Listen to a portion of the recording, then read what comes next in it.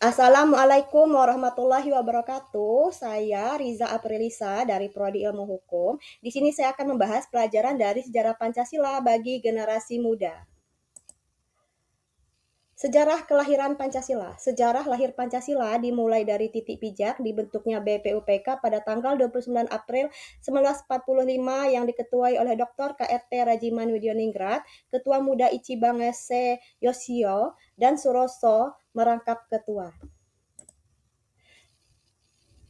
Rincian mengenai proses lahirnya Pancasila yang pertama dimulai dari sidang BPUPK. BPUPK mulai bekerja pada tanggal 28 Mei 1945. Sidang pertama BPUPK 29 Mei 1945, pembicaraan sidang menggagas dasar negara dan hukum dasar negara Indonesia.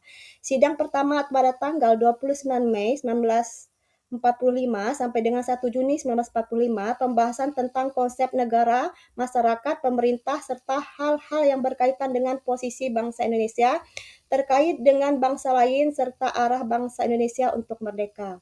Di dalam naskah risalah sidang BPUPK dan lahirnya Undang-Undang Dasar 1945 terdapat beberapa naskah pidato, di antaranya Muhammad Yamin 29 Mei 1945 tentang asas dan dasar negara kebangsaan Republik Indonesia. Yang kedua, Mr. Supomo 31 Mei 1945, Supomo menekankan pada konsep negara integralistik, negara persatuan di mana negara tidak memihak pada golongan terkuat atau individu. Yang kedua, Insinyur Soekarno 1 Juni 1945, pidato Soekarno dianggap sebagai momen krusial karena ia secara eksplisit menggunakan istilah Pancasila 5 dasar atas saran seorang teman ahli bahasa. Piagam Jakarta pada tanggal 22 Juni 1945 dihasilkan dokumen yang dikenal sebagai Piagam Jakarta.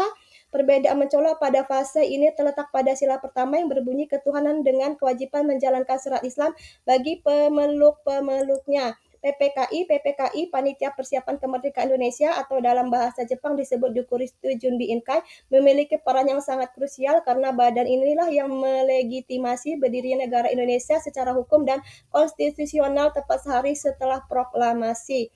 Peran utama PPKI dalam usaha mempertahankan kemerdekaan adalah menetapkan dasar negara Indonesia dan konstitusi, mengesahkan Undang-Undang 1945. Pembagian wilayah dan kelengkapan negara, pembagian wilayah, pembentukan departemen, pembentukan alat pertahanan keamanan.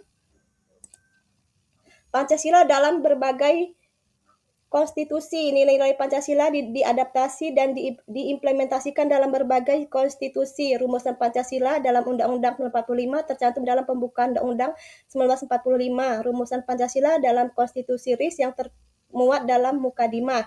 Rumusan Pancasila di dalam Undang-Undang sementara tahun 1950 dimuat dalam Mukadimah.